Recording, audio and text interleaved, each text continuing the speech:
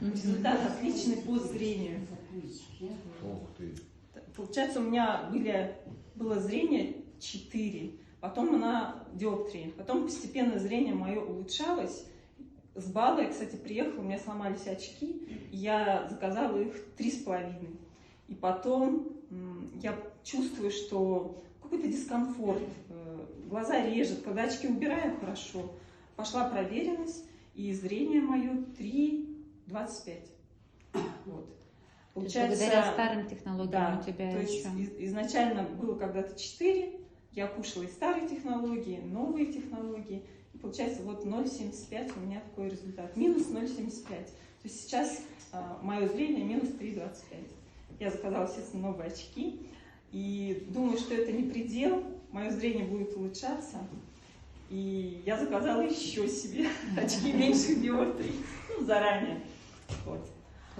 Потом наши продукты очень хорошо помогают, если люди болеют, то есть, потому что они повышают иммунитет. Например, мы поехали на Новый год в Максимиху, и дочь моя заболела, затемпературила. И я вот, знаете, даже настолько была уверена, что продукты помогут, я не брала вообще ничего, кроме них.